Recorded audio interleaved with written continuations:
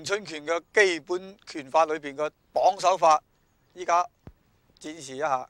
首先就係開個二字協陽馬，咁樣呢個綁手呢，好講究佢個人體個手部結構同埋嗰個角度力點。基本上呢係順住係卸力嘅，係嗱，好比如咁樣轉住出去，係迎住對方擊嚟嗰個勢，迎住咁射住咁射出去嘅，轉住咁射出去嘅，呢個叫單綁手。咁咧呢個中線呢，或者將佢分開喺度係對住自己中線嘅，呢個手部嘅中線呢，就放咗喺度嘅，呢個叫做中綁。咁樣叫做低綁，咁咪叫做高綁。首先我示範下個中綁先，係旋轉嘅角度，根據人體結構好順暢咁樣飆出去嘅，轉住飆出去嘅，呢個叫做單綁手啦。呢個位呢，係要接觸對方嘅，即係接觸對方嘅拳頭啊，或者對方其他呢啲手腳係咁嚟射佢嘅，呢個叫做單綁手啦。旋轉出去，轉住咁打出去個角度就係。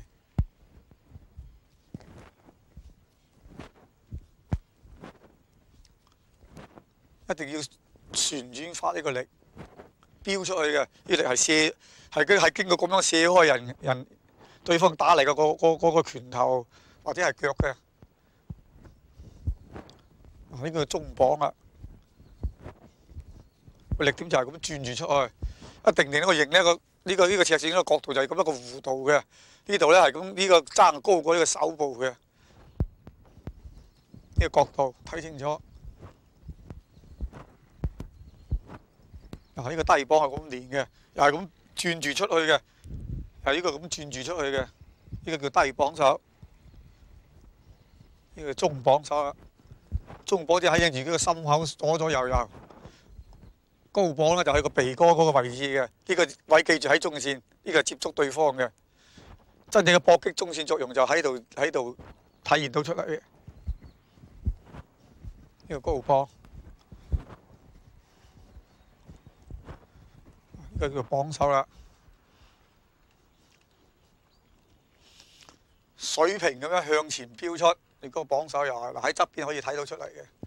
呢啲手部咧，剛剛係人體結構好順暢咁樣，唔辛苦。如果係咁樣就係辛苦㗎啦。如果係玩到咁係錯嘅，係唔符合個人體自然條件嘅。嗱咁樣飆住出去，只要就呢個接觸對方呢個力點。如果對方個力大嘅，一接觸對方嘅，呢個力壓得犀利嘅，我就揮過去，借佢個力揮過去，呢個就可以打㗎啦。如果對方呢個力向嗰度壓嘅啦，咁我就咁樣射對方，變咗個攤掌嘅。以後喺黐手裏邊經常用得到嘅呢個綁手啊。我再示範一下發力，咁尖出去發力嘅，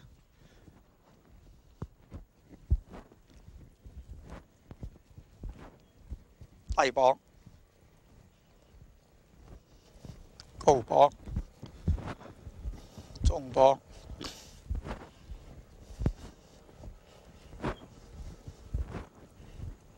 不同嘅角度咁練呢個綁手嘅。詠春拳嘅基本手法啦，好多人都明白㗎，就係綁手、攤掌、伏掌。好多人都知道詠春拳嘅特色就係攤綁伏啦。呢個就單綁手，記住個發力。係咁彈喺度咁彈，有些少轉住咁彈呢個出去嘅。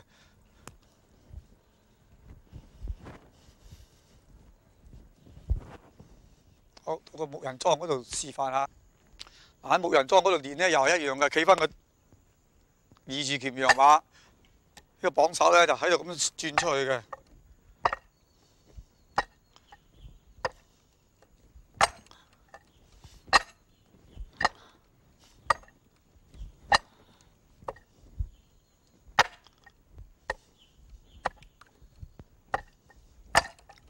呢個係中綁啦，呢個係低綁啦。嗱，轉住個就唔係話咁打落去嘅，係轉住咁樣起上去嘅。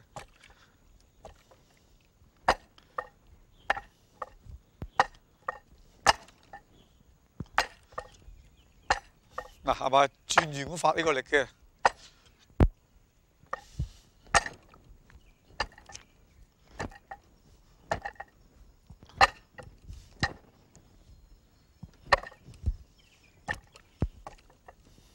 練下個單綁手先練一個單綁手先。你一個衝財，你又綁手，射開佢，打中綁試下。好，我要解釋中綁低啲，打在個心口度。係啦，比如而家接觸咧，喺用呢度用呢個中間係接觸對方嘅。比如你一呃你咧，你又借個肺過去㗎啦。就咁樣用嘅。再嚟個，一接觸個力一呃，就攜過去，你呃佢，係咯，咁攜過去，就咁樣射力嘅。好，再起綁。好啊！如果你呃呢邊就變攤掌啦，就咁射力嘅。再試過一次。嗱，只要一錘打過去，一起綁感覺，佢個力去呢度嘅就射去啦。就咁發力嘅。刺手就呢個道理嘅。一呃，又變呢邊攤，係咯。好，停嗱，根據個力，如果係呢邊嘅，你就攜過去啦。再嚟一錘打過，一起咗綁，一跟過去，好停嗱，一跟佢力得多咧，一接觸你就射咗佢嘅，就咁樣個綁個點解個角度好講究嘅，再練多2次，唔使練啦，係就咁練下係點樣起射，點樣射力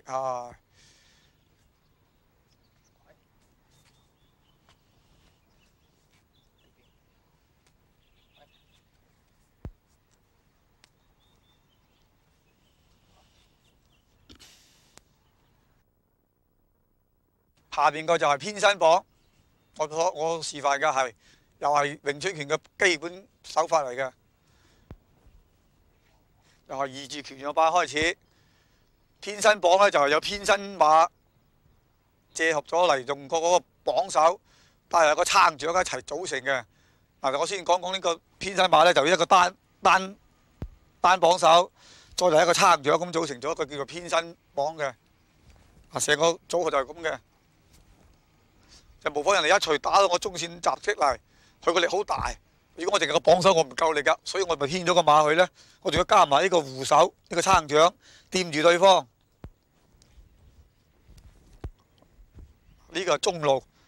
如果人哋高度打我頭部咧，我就喺個高綁啦。就咁樣喺個高綁啦，一定要坐好個偏身馬。呢個低綁啦。呢個係防下路接觸下路手嘅。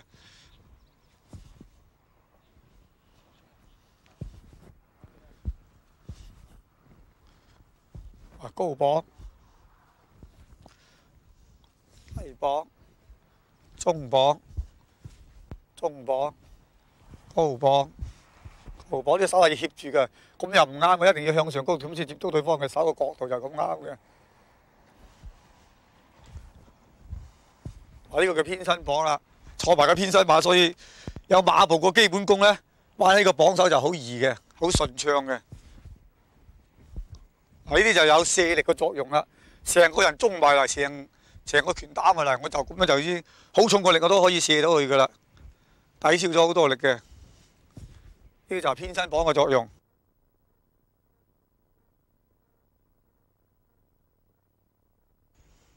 喺木人樁練嗰個綁手又係先坐個全羊馬，模仿人哋一錘打我個中線嘅，我就一起個偏身綁將佢射開。呢隻係撐掌嘅，呢兩個手係掂住佢嘅。個力係咁尖住出去嘅，就千祈個力咧就唔好話咁樣橫打過係錯嘅，係向前飆出去，咁樣向前飆出去，轉住飆出去。咁係錯嘅，應該要向前飆出去嘅。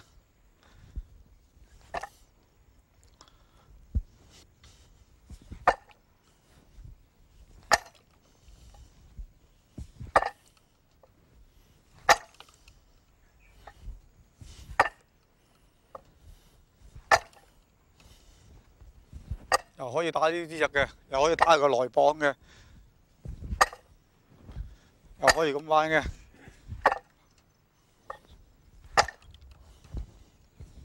一定有個偏身馬做底啊！呢啲咁彎又係。個形要咁，一隻手要咁樣向前飆出，呢度係擋住對方手，隨時準備咁樣立人嘅。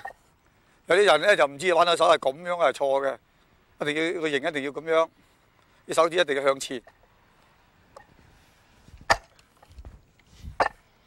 如果係玩到咁係錯嘅，呢個綁係冇唔實用嘅。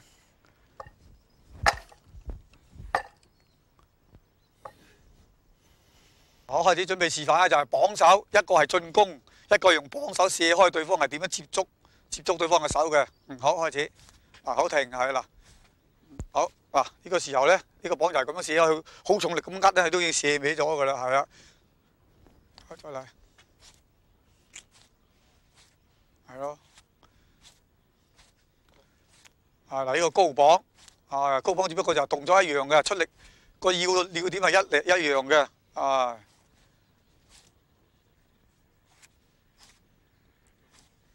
低綁，低綁就打低啲嘅，低綁就係打基本上係腰部嘅，係啊。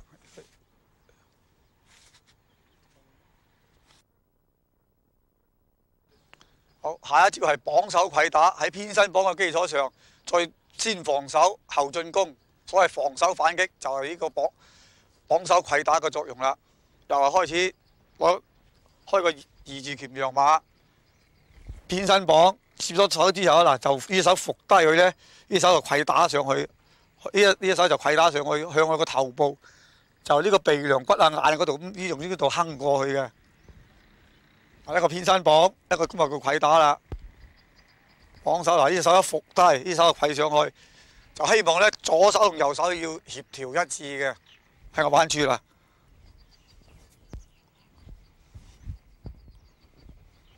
好鬆嘅，呢手嗱起綁，一伏呢手兜翻嚟，呢手一伏咁打出去，同時動作要求要合一嘅。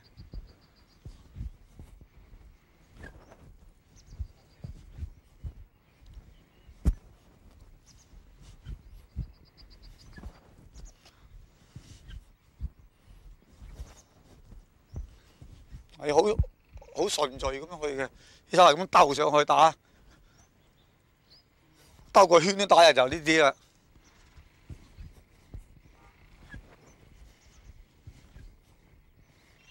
模仿人一錘打嚟，我一個偏身綁偏咗去，呢個就綁手攜打啦。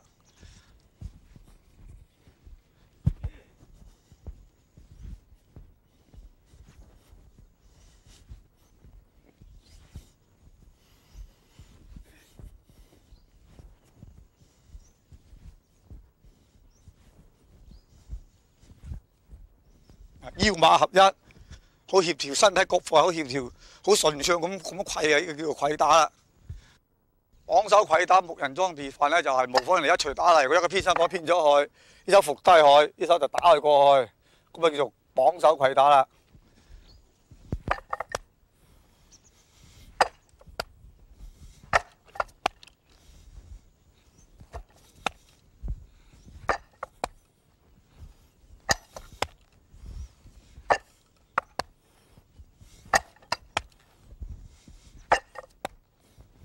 通常我哋伏掌咧都立埋隻手打上去嘅，隻手係立住佢嘅。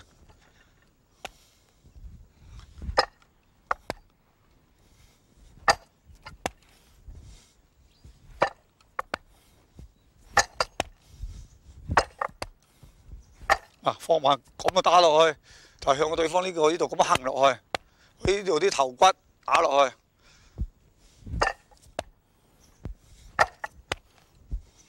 就咁坑落去嘅，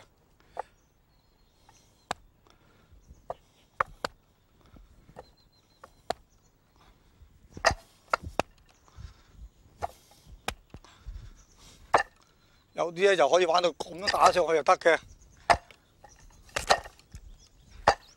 有一種練法咁樣都可以嘅，係一轉咗黐住隻手咁衝除出去，亦可以一種鍛鍊嘅。又係呢個又係叫綁手攜打。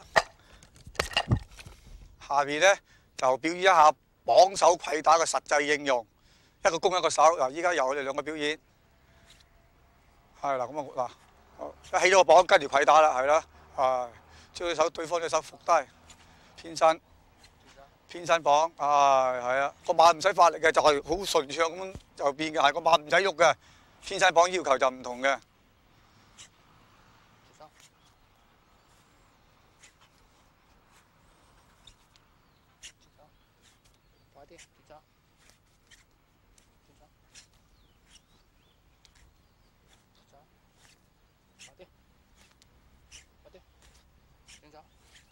嗱，呢啲就連貫一齊一氣呵成嘅，個膊頭攜打就冇分節嘅，玩多兩下。啲啦，快啲住走。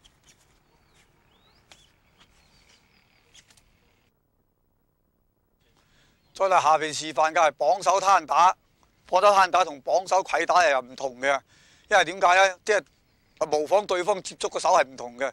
綁手攜打咧係同方向手，即係比如對方係左手嘅打我左手咧就可以攜打佢嘅。如果對方右手打過嚟，我又起咗個綁咧，就只有攤打就比較順暢啦。攤打裏邊又多咗有伏手、伏掌標誌嘅。我示範全過程我示範一次。偏身綁，跟住啲手變攤咗，啲手咧就鏟上去，再有伏掌，啲手飆出去。偏身綁、攤鏟、伏標誌，標誌係插對方隻眼嘅。呢個就綁手嗱，變咗攤鏟就係咁樣啦。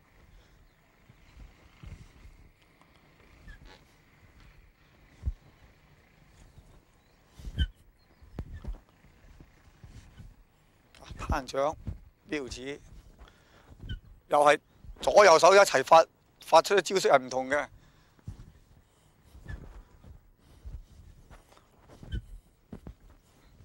呢就有針對嘅，反正對方起咩出咩拳，左右手我唔分，我就起個綁。如果熟咗咧，就同方向手打嚟嗰個拳咧，我就攜打。係唔啱方向嗰邊，即係比如佢呢個係左手右手打嚟，我就係變攤鏟㗎啦。就咁樣，所以係唔同嘅個招式係用處唔同，有區別嘅。呢個就係特色。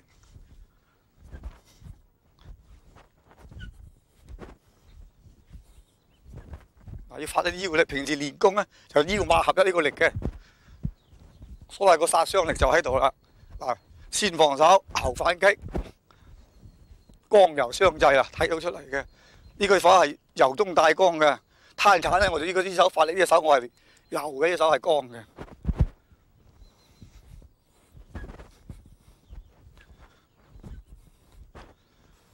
偏身綁、攤鏟、伏手標誌。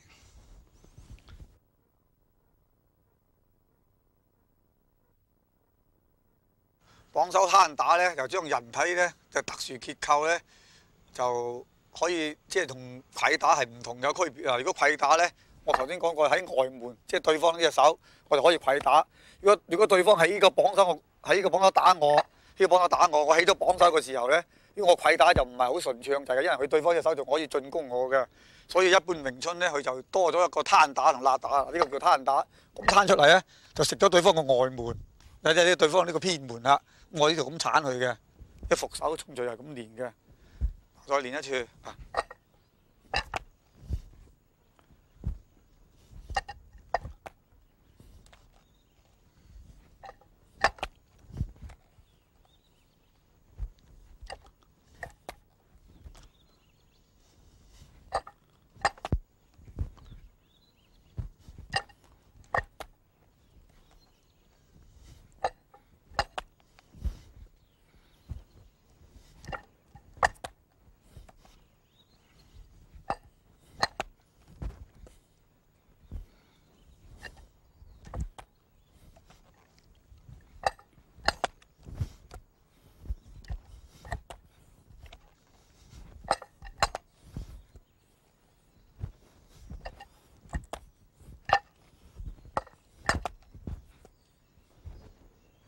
好，下邊示範詠春拳嘅攤打，就由呢個進攻呢個防守睇下。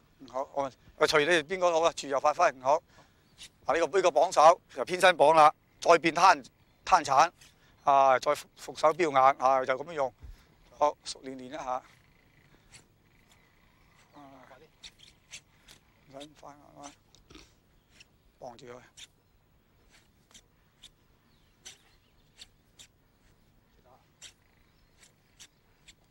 一下係攤伏打，由偏身攤綁變到偏身攤鏟掌，再變出標誌就係咁樣啦。再玩多兩次。嗱好，再玩。停啦！如果攜打咧，就對方咧有手防啊嘛，你攜啊，呢手可以防到啊，係啊。如果你再調轉啊，如果你呢隻咧變咗攤掌咧，啊就食晒佢偏門啦，食晒佢偏門啦，就係咁啊食咗個偏門咧，所以就係呢個作用啦。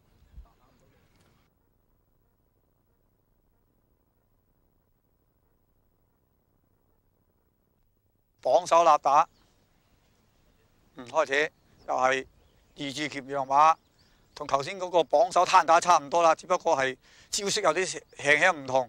頭先嗰個係用掌用指打嘅，綁手立打咧係用擒拿加埋拳法嚟應變嘅。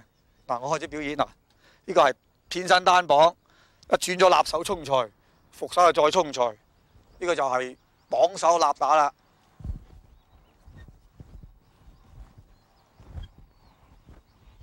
偏身綁，立手衝財，伏手再衝財。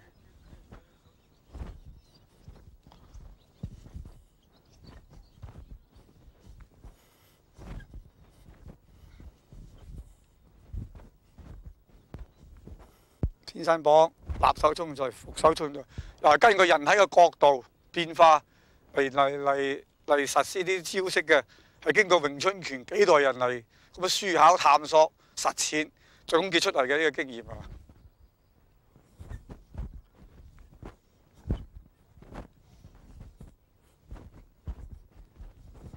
先防守後反擊，就係先守後攻啦，就呢個道理啊！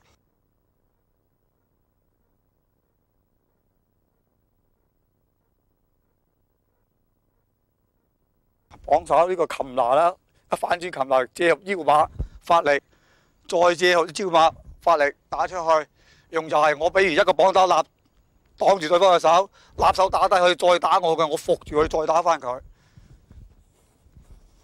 防守反擊一個循環嚟嘅，呢度又係。嗱，呢度有擒拿嗰啲手法喺度啦。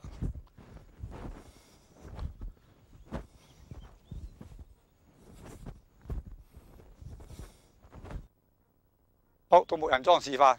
木人樁示範又一樣啦，就我起綁起咗呢隻嘅，我攜唔到佢打，我就立手衝財，再伏手衝財，就係依家咁樣練啦。起綁，立手衝財，伏手衝財。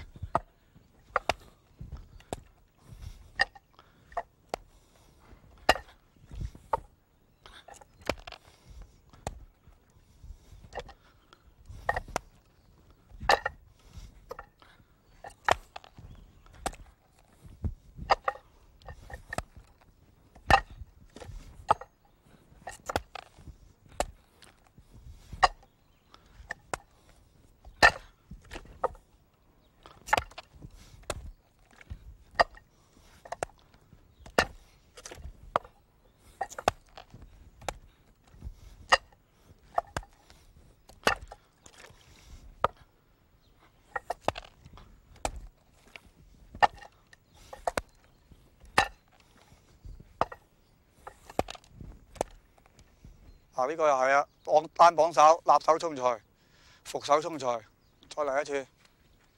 單綁手，立手衝財，本嚟捉住對方嘅手嘅，立住對方嘅手嘅，向下一索落去嘅，咁我立住對方嘅手，係啊，一下唔使急玩好佢嚇，唔好咁快咪睇唔清。係咯，單綁立手衝財，伏手衝財，用就係咁用嘅。連貫咧就好純熟咧就好快下嘅嚇，即係連擊咧好，有時慢翻啲，有時到慢啲，唔使急，係咯，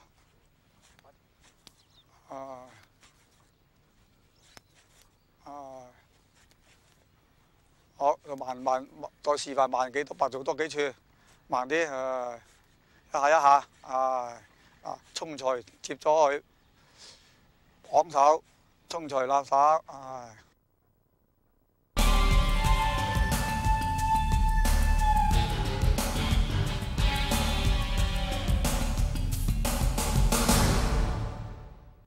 下一個係詠春拳嘅，僅有4個腳啦。詠春拳都係以低腳為主嘅。有好多人話詠春拳冇腳法，依家就表演啲腳法俾大家睇下。首先個表演係釘腳，釘腳咧，如果你平時練咧，你就可以即係當搏擊咁樣站呢個樁，就提起隻手，提起個七，跟住啲腳咧就向前咁打出去，發到嗰時候先發啲力，即係當一張刀咁鏟落去。目標係對住對方呢啲下邊呢個位置嘅。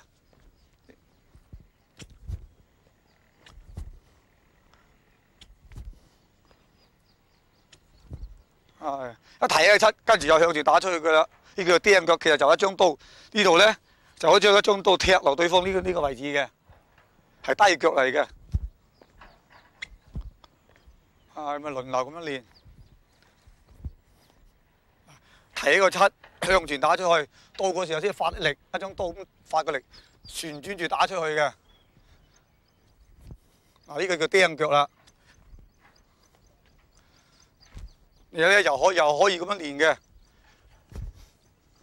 一提七，呢度咁打出去，好不同角度練都得㗎啦。你可以企一個二字拳樣馬，提起個七，跟住打出去又得。呢個不同角度練下個釘腳。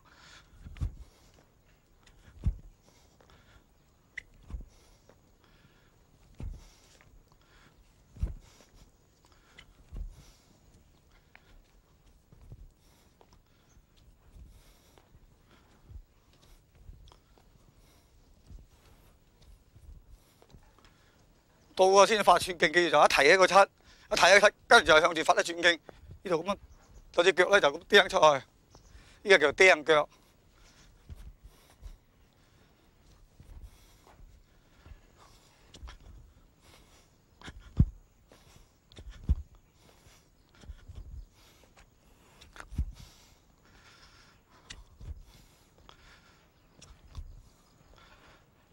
對個裝部有人一提起個七就咁釘落去。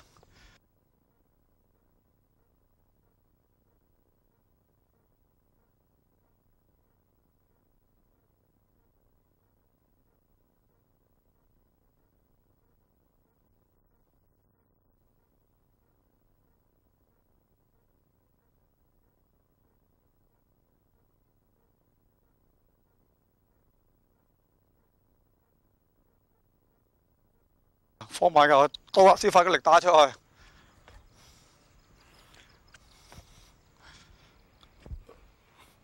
如果你練上步咧，就係咁樣企咧，就呢一腳上嚟，呢個就進步。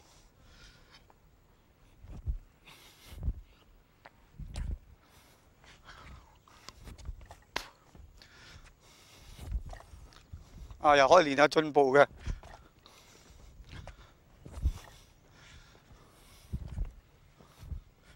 要好快速咁踢嘅呢啲要。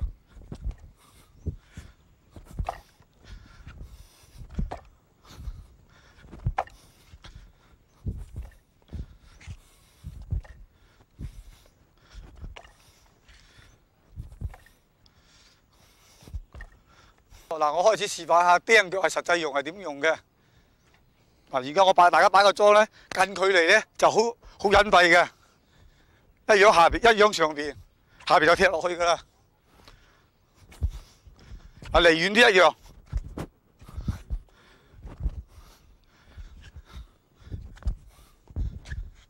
慢啲就係咁踢嘅。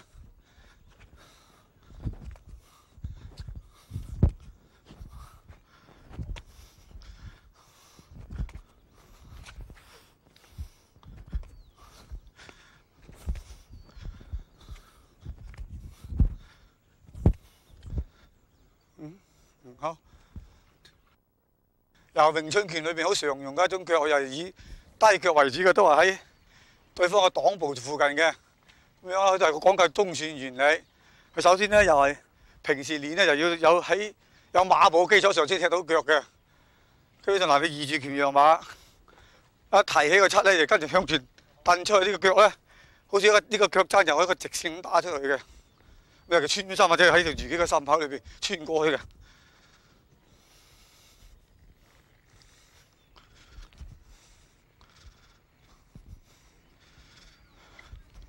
咁企又一樣嘅，咁企一提起個七就咁打上去嘅啦。提起七第一個七呢隻腳係咁橫喺度橫咁打上去嘅，係啦，放慢咁掟出去嘅，睇個七掟出去嘅，呢個穿心啊，所以一般係伏住咧，人哋一手咧將手喺對方伏住啊，咁就打佢嘅，就通常咧就比較好用啲。我再練一次嗰個穿心腳。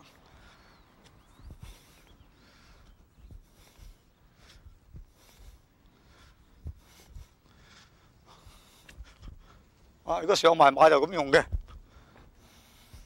一樣係咁上馬嘅。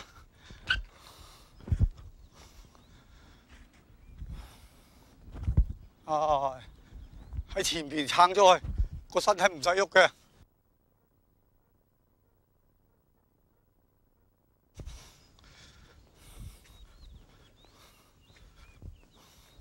又係穿出嘅一樣係倒先發個寸勁嘅。正身練又係咁練。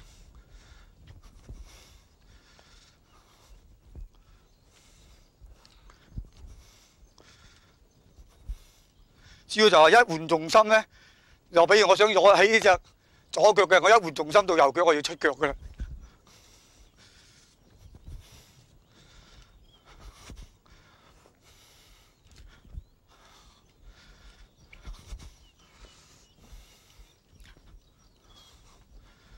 喺木人樁裏邊咧，如果示範穿心腳咧，就經常係用住佢就咁打出去嘅。一般又低嘅我就好少打到去心口上高，一般都係下盤腳多嘅詠春啊。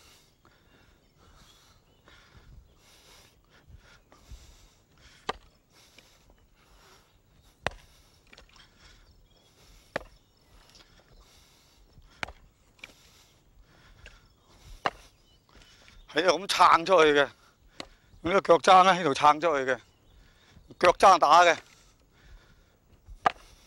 呢個中線裏邊剛剛所以就穿心，就打正嗰隻中線嘅，基本上係。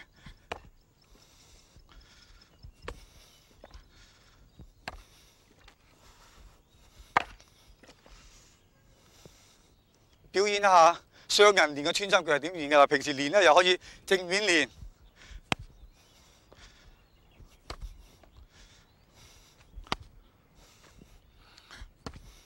又可以側面實戰咁練又得嘅。你先攞個距離，我唔上步咧，我就練咁樣去。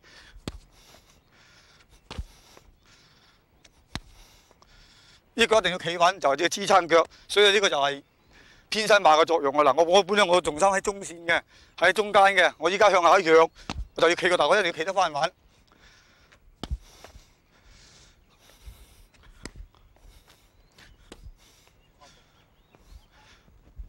上馬就咁用嘅嗱。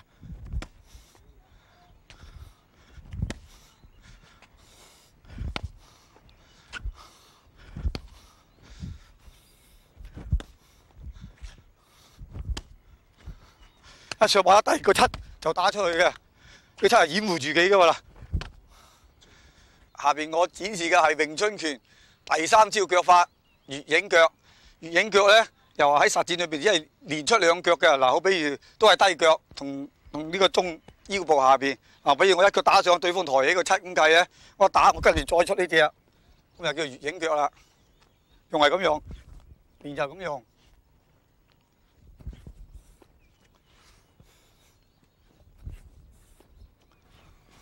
放慢就咁用，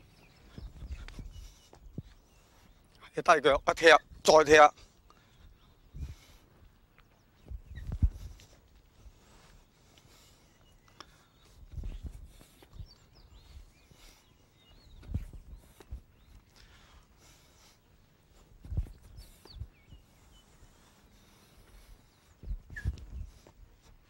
都係用寸勁，即係到嘅時候先發力。呢度到嘅時候先發力。呢隻腳咧就係成個腳面咁樣橫打上去嘅。第二下借助嗰條腰，借助嗰條腰咁發打出去嘅。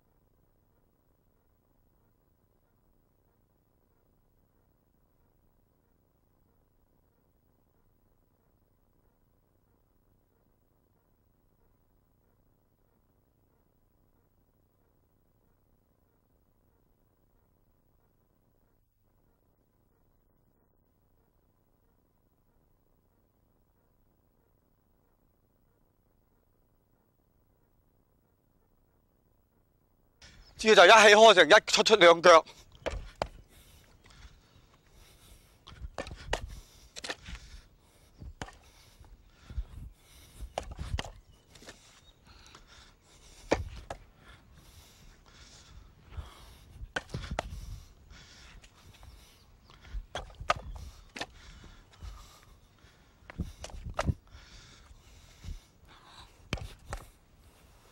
好，比如我一腳打喺下邊嘅，佢仲未喐嘅，我得嚟打上去。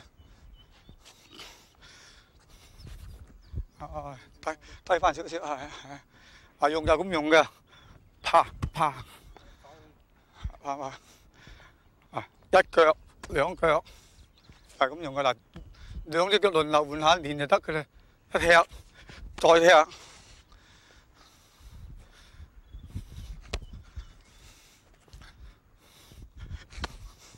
好低腳嘅，啪啪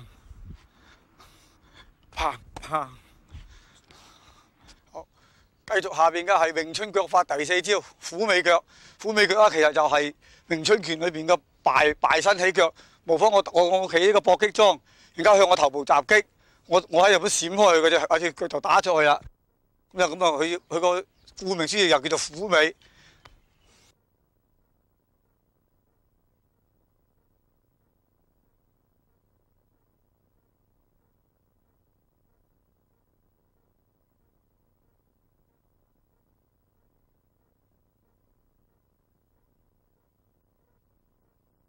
又一提呢個七就打出去㗎啦，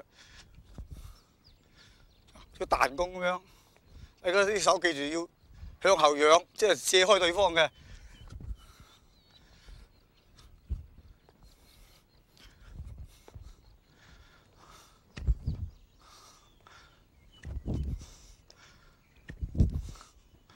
人哋向我度進攻，我就啪嗰聲打出去。好比如人哋攞張刀斬我個頭啊，我就攞腳踢出去㗎。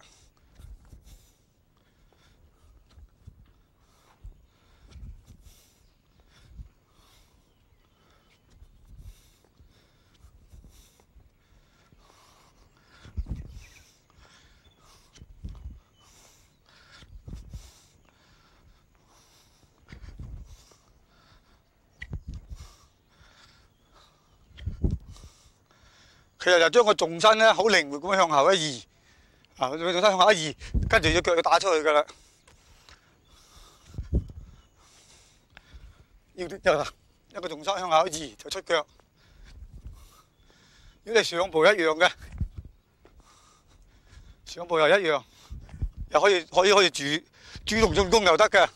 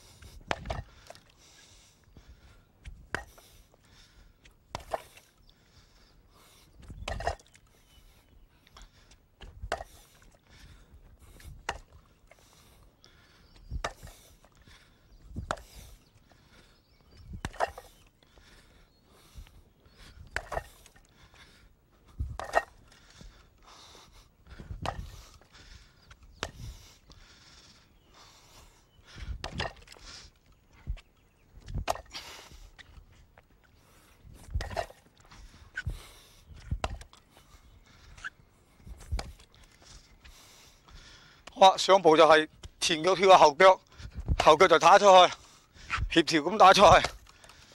好，咩叫實際應用啦？比如我同佢搏擊，佢向我頭部襲擊一樣，咁我就打出去㗎啦。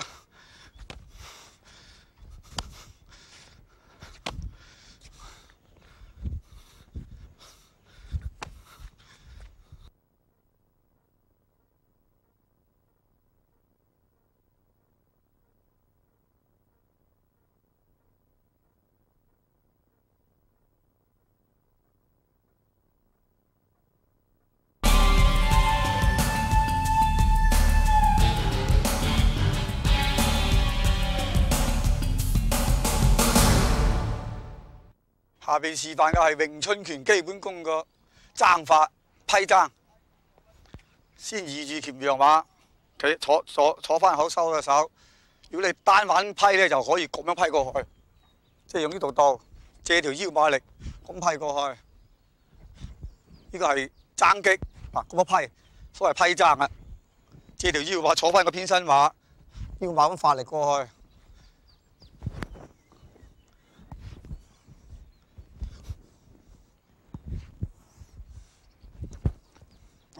發條腰，借個腰，借個力打過去，又可以咁樣練，又可以兩個手，自己攞個意識練，就人我睇到唔知我發咩力嘅。其實咧嗱，比如我一陣間轉手過去嗰邊咧，我就用呢個發力嘅，咁樣批過嚟嘅。等間我再過去呢邊咧，我個意識咧，我個大腦咧就諗住呢度批過去嘅。馬步咧就一樣係偏身馬步啦。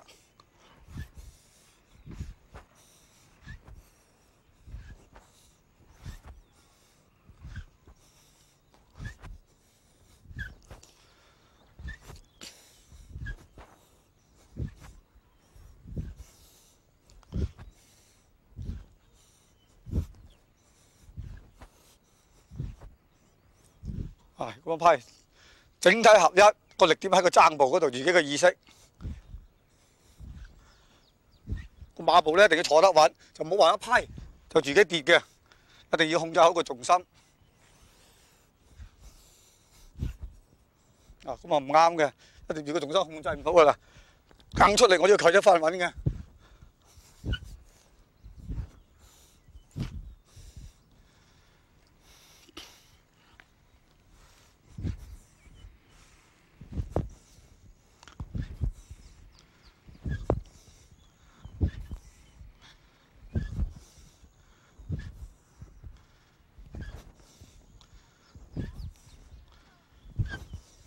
成個過程就係個力，就係咁打過去個力，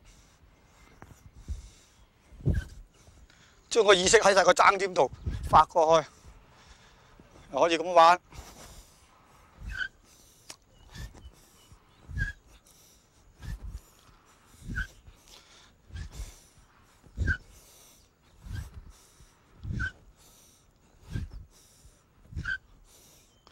嗱，坐翻好個馬。下邊咧就練習詠春拳嘅爭法批爭，雙人對練。俾個爭位去批咗。就咁練個速度、腰馬力。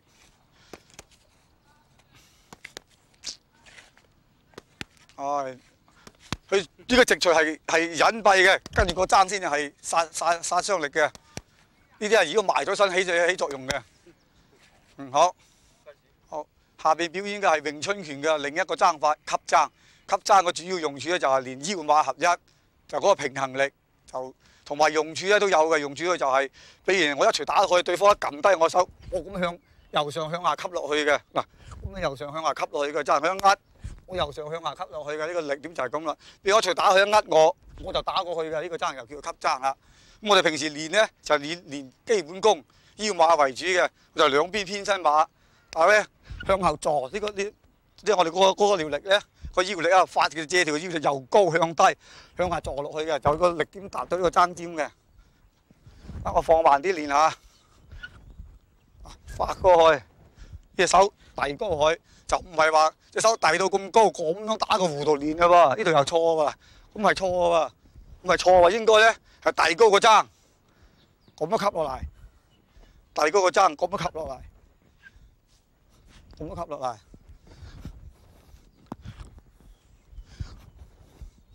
喺個爭，所謂吸爭，即係個帆蓋咁啊，喺上邊咁樣吸落嚟，咁吸落嚟，咁吸落嚟。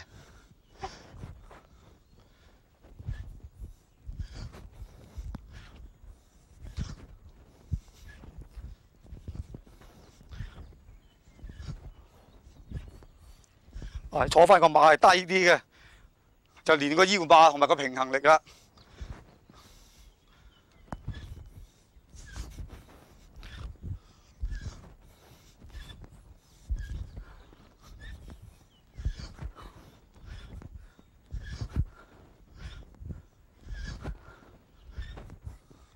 吸爭咧，有呢個道理啦，先由個腰馬發力，最後個力點啊，達到落個爭尖嗰度。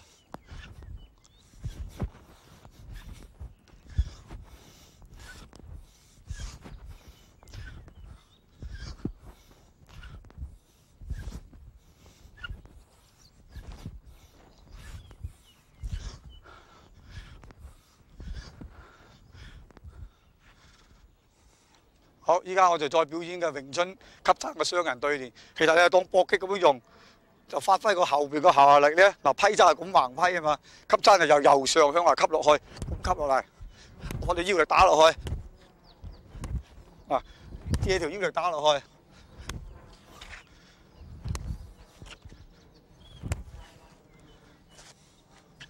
嗱，我比如佢呢個手一扣就打上去，一伏打唔到人嘅，跟住就吸過去。佢每日一錘打過嚟，擋咗我又可以咁發個轉擊吸落去。呢隻一吸一噏，我又咁吸落去嘅，又向下又上向下咁吸落去嘅。吸一吸一吸一吸。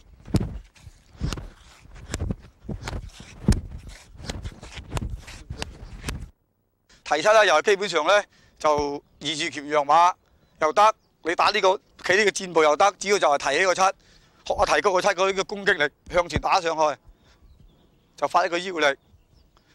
提七嘅作用咧嗱，可以擋到自己嗱，比如我係提七，所謂橋來橋上過，腳來腳下超，腳來腳下超就乜嘢咧？人家想踢我提起個七，已經係一個最好嘅防守㗎啦。提七本身啊，又可以當攻擊嘅提七啊，喺個後腳。向前提上去就係攻擊對方㗎啦。嗱，練法就係咁練啦，提起佢，提七提起佢就得㗎啦。啊，就係咁練。呢個正身練咧又一樣嘅。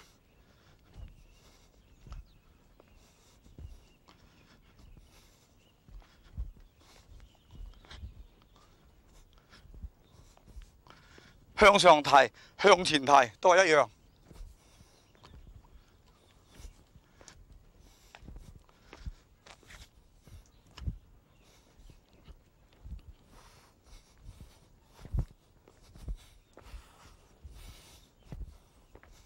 去再進攻，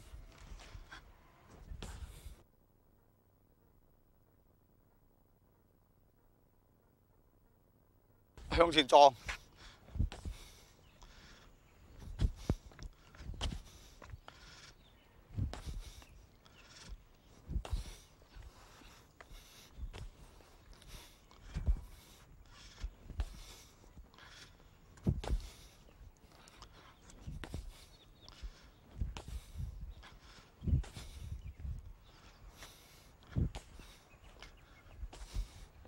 好，呢兩個自由搏擊試下手腳點樣用。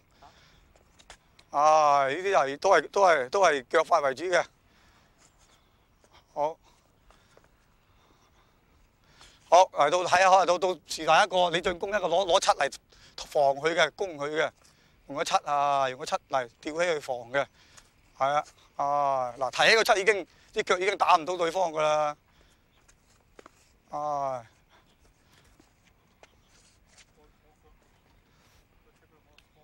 你話啊？嗱呢隻腳，所謂腳內腳下燒啦，大家用腳破咗佢啦。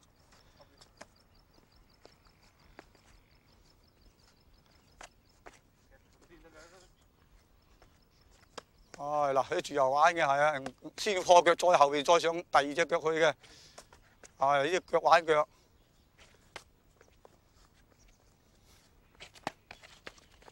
嗱，手腳一齊嚟啦！呢啲啊。用手破腳，再轉身玩。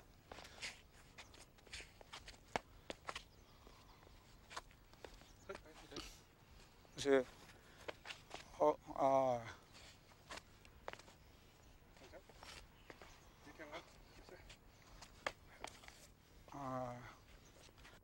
我依家係介紹下詠春搏擊個其他啲拳腳一齊用嘅嗱，比如我嗰陣時同佢咁樣嘅，我就。用手用腳我話唔埋㗎啦，我一揚手我就踢下邊嘅，就呢個就係釘腳啦。